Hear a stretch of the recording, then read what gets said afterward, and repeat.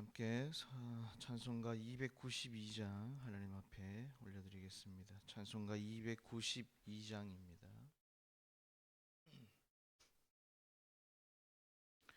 찬송가 292장입니다. 주 없이 살 수 없네 죄인의 구주여, 그 귀한 보배 피로 날 구속하소서. 구주의 사랑으로 흘리신 보혈이 내 소망 나의 위로 내 영광 됩니다. 주 없이 살 수 없네 나 혼자 못 서리. 힘없고 부족하며 지혜도 없도다. 내 주는 나의 생명 또 나의 힘이라. 주님을 의지하여 지혜를 얻으리. 주 없이 살 수 없네 내 주는 아신다. 내 영의 깊은 간구 마음의 소원을 주밖에 나의 마음 네 알아주리요. 내 마음 위로하사 평온케 하시네. 주 없이 살 수 없네 세월이 흐르고 이 깊은 고독 속에 내 생명 끝나도 사나운 풍랑일 때 날 지켜주시니 내 곁에 계신 주님 늘 힘이 됩니다. 사도신경으로 우리의 신앙을 고백합니다. 나는 전능하신 아버지 하나님 천지의 창조주를 믿습니다. 나는 그의 유일하신 아들 우리 주 예수 그리스도를 믿습니다. 그는 성령으로 잉태되어 동정녀 마리아에게 나시고 본디오 빌라도에게 고난을 받아 십자가에 못 박혀 죽으시고 장사된 지 사흘 만에 죽은 자 가운데서 다시 살아나셨으며 하늘에 오르시어 전능하신 아버지 하나님 우편에 앉아 계시다가 거기로부터 살아있는 자와 죽은 자를 심판하러 오십니다. 나는 성령을 믿으며 거룩한 공교회와 성도의 교제와 죄를 용서받는 것과 몸의 부활과 영생을 믿습니다. 아멘. 오늘 함께 나눌 말씀은 여호수아서 13장 말씀입니다. 여호수아서 13장 15절에서 마지막 33절까지 말씀입니다.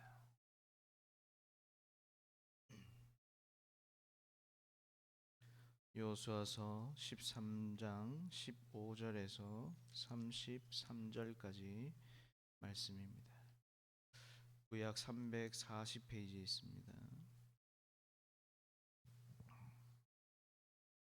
여호수아서 13장 15절부터 33절입니다. 제가 먼저 15절 읽겠습니다. 모세가 르우벤 자손의 지파에게 그들의 가족을 따라서 기업을 주었으니 그들의 지역은 아르논 골짜기 가에 있는 아로엘에서부터 골짜기 가운데 있는 성읍과 메더바 곁에 있는 온 평지와 헤스본과 그 평지에 있는 모든 성읍 곧 디본과 바못 바알과 벳마알 무온과 야스와 그 대목과 მეტ박과 기랴다임과 신마와 골짜기의 언덕에 있는 세레사알과 벳볼과 비스가 산기슭과 베여시목과 평지 모든 성읍과 헤스본에서 다스리던 아모리 족속의 왕 시온의 온 나라라. 모세가 시온을 그 땅에 거주하는 시온의 군주들 곧 미디안의 귀족 에위와 레겜과 술과 훌과 레바와 함께 죽였으며 이스라엘 자손이 그들을 살육하는 중에 부올의 아들 점술과 발람도 칼날로 죽였더라. 루벤 자손의 서쪽 경계는 요단과 그 강가라. 이상은 루벤 자손의 기업으로 그 가족대로 받은 성읍들과 주변 마을이니라. 모세가 갓 지파 곧 갓 자손에게도 그들의 가족을 따라서 기업을 주었으니 그들의 지역은 야셀과 길앗 모든 성읍과 암몬 자손의 땅 절반 곧 라빠 앞에 아로엘까지와 헤스본에서 라맛 미스베와 부도님까지와 마나임에서 드빌 지역까지와 골짜기에 있는 베다람과 벤니무라와 숲곳과 사본 곧 헤스본의 왕 시온의 나라의 남은 땅 요단과 그 강가에서부터 요단 동쪽 긴네렛 바다의 끝까지라. 이는 갓 자손의 기업으로 그들의 가족대로 받은 성읍들과 주변 마을들이니라. 모세가 므낫세 반지파에게 기업을 주었을 때 므낫세 자손의 반지파에게 그들의 가족대로 주었으니 그 지역은 마하나임에서부터 온 바산 곧 바산 왕 옥의 온 나라와 바산에 있는 야일의 모든 고을 60성읍과 길앗 절반과 바산 왕 옥의 나라 성읍 아스타롯과 에드레이라. 이는 므낫세의 아들 마길의 자손에게 돌린 것이니 곧 마길의 자손의 절반이 그들의 가족대로 받으니라. 요단 동쪽 여리고 맞은편 모압 평지에서 모세가 분배한 기업이 이러하여도 같이 있습니다. 오직 레위 지파에게는 모세가 기업을 주지 아니하였으니 그들에게 말씀하신 것과 같이 이스라엘의 하나님 여호와께서 그들의 기업이 되심이었더라. 아멘. 예, 오늘 우리가 읽은 이 말씀은 이제 여호수아가 이스라엘 백성들에게 가나안 땅을 분배하고 있는 그러한 과정을 보여주는 말씀입니다. 놀라운 점은 이 땅을 분배함이 가나안의 정복 전쟁이 끝나지 않았다는 점입니다. 끝나고 다 전쟁이 끝난 상태에서 이제 땅을 나누자 이렇게 해서 하는 것이 아니라 지금 아직까지도 점령해야 될 땅이 많이 남아 있는 상황에서 지금 하나님은 여호수아에게 이 땅을 분배하도록 명령을 하고 있다라는 것입니다. 왜 이렇게 하시냐면 하나님은 지금 이스라엘 백성들에게 안주하지 말 것을 요구하는 것입니다. 전쟁이 끝났으니까 이제 좀 쉬어도 된다 이런 것이 아니라 앞으로 더 하나님 말씀에 순종함으로 정복해야 될 땅이 많이 남아 있다. 그러니 너희가 어떻게 하라는 겁니까? 아직도 너희 해야 될 것이 남아 있다는 것을 기억하고 더 나의 명령을 잊지 말고 순종해라. 하나님께서 지금 어떤 신앙의 고취 그것을 위하여서 전쟁이 다 끝나지 않은 상황 속에서 이스라엘 백성들에게 요구를 하고 있는 것입니다. 또 한 가지 놀라운 점은 뭐냐면 여호수아가 이스라엘 백성들에게 땅을 분배하는 이야기는 오늘 우리가 보는 이 13장부터 시작을 해서 이제 21장까지 계속해서 이어지게 됩니다.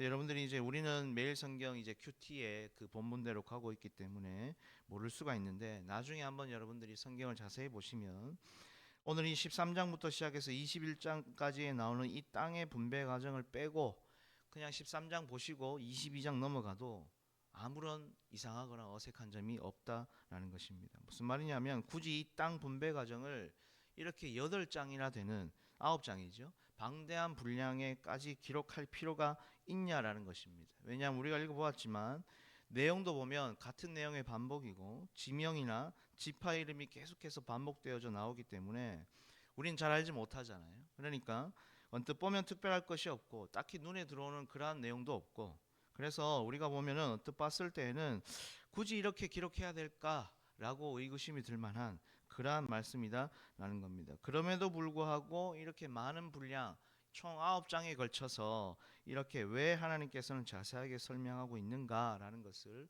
우리가 먼저 생각을 하고 오늘 말씀을 보아야 됩니다. 우선 가장 결정적인 큰 이유, 지금 이렇게 방대한 내용으로 하나님께서 이스라엘 백성들이 땅을 분배받는 과정을 기록한 이유는 뭐냐면 이것은 단순한 정복 전쟁이 아니라 지금 하나님의 언약의 성취라는 것입니다. 왜 하나님이 지금 의도적으로 이 약속의 땅을 분배하는 과정을 보여주고 있느냐 하면 이스라엘이 단순히 그냥 이 땅을 점령했다라는 것이 문제가 아니라 이 땅의 분배는 하나님이 이스라엘에게 약속하셨던 그 언약을 성취하는 것이기 때문에 하나님은 뭡니까? 반드시 약속을 이루시는 분이시다라는 것을 이스라엘 백성들에게 그리고 오늘 저와 여러분에게 보여주고 있는 것입니다. 그러면 이 약속은 언제부터 주셨느냐? 이미 창세기에 하나님께서 아브라함을 통해서 주셨던 언약이 있죠. 너로 인해 큰 민족을 이루고 약속의 땅을 주겠다고 하는 그 아브라함에게 주셨던 그 언약의 말씀이 언제 이루어지느냐? 지금 500년이 지난 이 시점, 이 여호수아의 때에 와서 그것이 이루어지고 있다라는 것을 하나님이 보여주고 있다는 것입니다. 그러면 이제 우리 생각에는 이럴 수 있습니다. 자그만치 여러분 500년입니다. 그렇죠?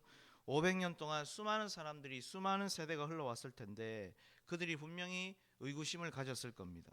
500년이라는 긴 시간 동안 과연 하나님의 언약의 말씀은 이루어지고 있는가? 그죠? 수많은 질문을 해왔을 겁니다. 근데 그 하나님께서 질문에 답을 주시는 겁니다. 너희가 보지도 듣지도 못하는 그 방법으로 하나님은 이 언약의 말씀을 이루어 오셨다라는 그것을 지금 보여주고 있다라는 것입니다. 그렇다면 오늘 저와 여러분에게도 이 말씀은 동일하게 정역이 됩니다. 우리 하나님께서 살아가신 우리 삼성교회를 섬기며 나아갈 때도 여러분 이러한 모습이 필요합니다. 뭐냐면 단순히 그냥 지금 나의 세대, 나의 때에 어떤 성공하고 부흥하는 이러한 것이 중요한 것이 아니라 내 다음 세대 그리고 그 다음 세대에도 여전히 하나님의 은혜가 흘러가고 있고 언약의 말씀이 이루어진다라는 그 하나님의 그 언약의 성취가 이루어진다는 그 소망을 여러분 누구에게 흘려보내야 됩니까? 우리의 때 끝나는 것이 아니라 우리의 다음 세대에게도 흘려보낼 수 있어야 한다는 것입니다. 그래서 여러분 우리가 몸된 길을 섬기며 나아갈 때에 당장 내 때에 뭔가 큰 부흥을 보고 성장을 보지 못한다 할지라도 그럼에도 불구하고 내가 오늘 이 하나님의 말씀에 순종해야 되는 이유는 뭐냐면 이 작은 순종의 불씨가 우리의 다음 세대 그죠? 10년 뒤, 20년 뒤, 30년 뒤, 50년 뒤 아니 우리가 천국에서 우리의 다음 세대가 부흥하고 성장하는 것을 본다 할지라도 그때에서라도 하나님 앞에서 보겠습니다라는 믿음을 가지고 우리가 몸된 길을 섬기며 나아가야 한다는 것입니다. 혹시나 눈앞에 있는 당장의 이 현실 때문에 우리가 우리의 다음 세대를 생각하지 못하고 있다면 우리는 하나님의 언약의 말씀을 놓친 것과 다를 바 없다라는 것입니다. 그러니 여러분 다시 한번 우리도 이 언약의 말씀을 붙들고 이렇게 새해를 맞이했는데 우리가 몸된 길을 섬기며 나아갈 때 항상 우리만 생각하는 것이 아니라 우리의 다음 세대를 생각하며 하나님의 언약의 말씀을 붙들고 나아가는 저와 여러분이 될 수 있기를 소망합니다. 그래서 이제 그리고 나서 오늘 말씀해 보시면 오늘 본문에는 이제 가장 먼저 땅을 분배받는 세 지파가 나옵니다. 명확하게 말하면 두 지파 반인데요. 르우벤 지파, 갓 지파, 그리고 므낫세 반 지파입니다. 근데 오늘 본문을 보시면 이 모든 지파의 땅 분배를 이야기할 때 똑같은 구조로 시작해서 똑같은 구조로 마무리되는 걸 볼 수 있습니다. 먼저 15절, 24절, 29절인데요. 대표적으로 15절을 보시면 이렇게 시작합니다. 모세가 르우벤 자손의 지파에게 그들의 가족을 따라서 기업을 주었으니 이렇게 갑니다. 24절에도 보시면 모세가 갓 지파 곧 갓 자손에게도 그들의 가족을 따라서 기업을 주었으니 29절에도 보시면 동일하게 표현이 나오고 있습니다. 여기 모세가 주었다라고 하는 표현은 이미 여기는 지금 모세가 죽은 뒤잖아요. 그러니까 이 표현은 뭐냐면 모세가 주었다는 게 아니라 하나님께서 모세를 통해 명령하신 그 땅이 이제 여호수아 때에 와서 주어지게 되는 것입니다. 지금 이제 여기에 똑같은 표현이 나오게 있는 게 뭐냐면 그들의 가족을 따라서 기업을 주었으니라고 시작을 하고 있습니다. 그리고 이제 마무리는 어떻게 되느냐? 23절 한번 보실까요? 23절에 보시면 르우벤 자손의 서쪽 경계는 요단과 그 강가라 이상은 르우벤 자손의 기업으로 그 가족대로 받은 성읍들과 주변 마을이니라 이렇게 끝납니다. 28절 한번 보십시오. 이는 갓 자손의 기업으로 그들의 가족대로 받은 성읍들과 주변 마을들이니라 이렇게 갑니다. 31절에도 보면 동일하게 끝이 납니다. 여기 똑같은 표현이 나오죠.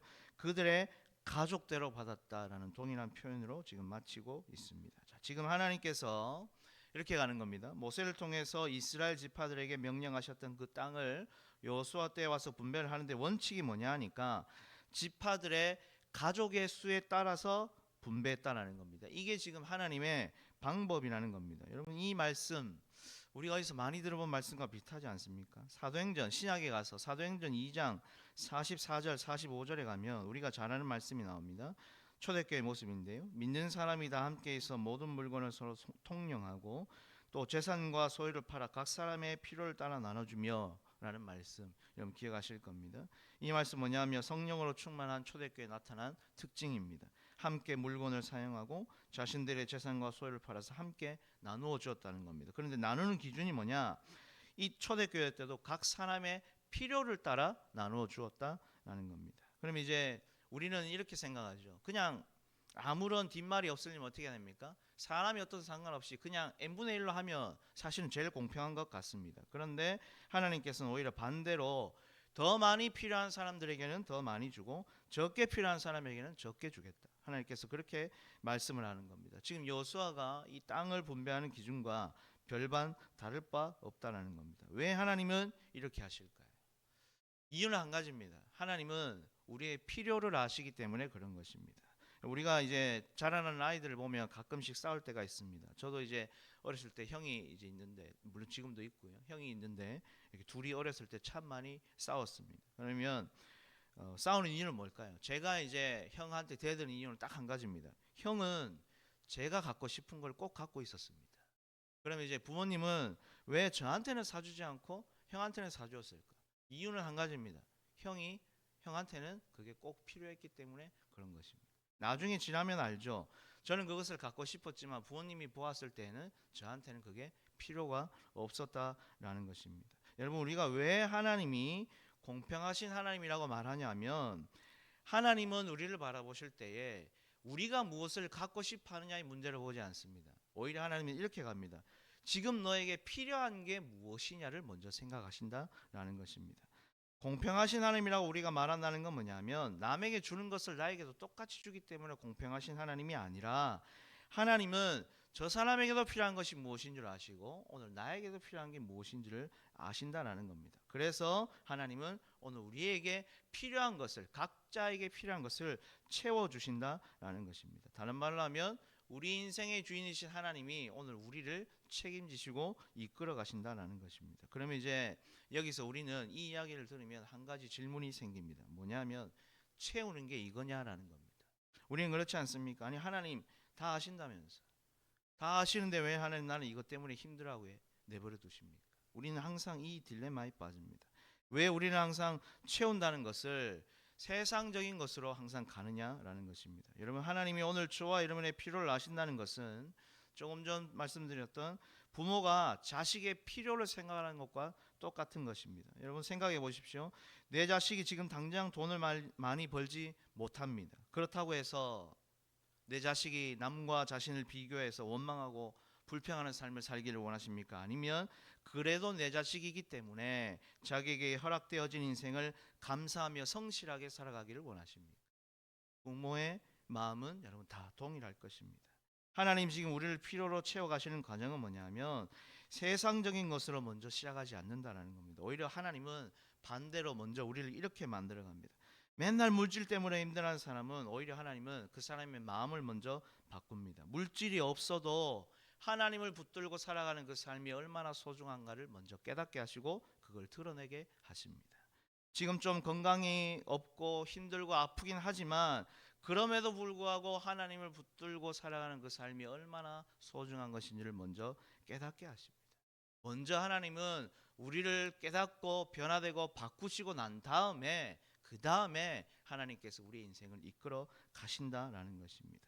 이것이 먼저 되어져야 낮아져도 우리는 하나님을 섬길 수 있고 높아져도 우리는 하나님을 섬길 수 있기 때문에 그런 것입니다. 그러니 여러분, 지금 내게 없는 것 때문에 우리의 시선을 빼앗겨서 하나님을 원망하고 불평하는 그런 삶이 아니라 오늘 내게 주신 것에 먼저 감사할 줄 아는, 그래서 그 공평하신 하나님의 은혜를 먼저 묵상하고 생각할 줄 알고 감사할 줄 아는 오늘 저와 여러분이 먼저 돼야 될 줄로 믿습니다. 그 다음에 오늘 한 가지 땅 분배의 특징 또 한 가지가 있습니다. 마지막인데요, 23절에 보시면 이렇게 갑니다. 르벤 자손의 서쪽 경계는 요단과 그 강가라. 이상은 르벤 자손의 기업으로 그 가족대로 받은 성읍들과 주변 마을이니라 라고 해서 하나님께서 지금 직접 경계를 정해주고 있다라는 겁니다. 그리고 갓지파, 므낫세, 반지파도 그 말씀에 보면 정확하게 경계라는 표현을 쓰고 있지 않지만 하나님께서 지역을 정확하게 나누어 줌으로 경계를 정해주고 있는 것을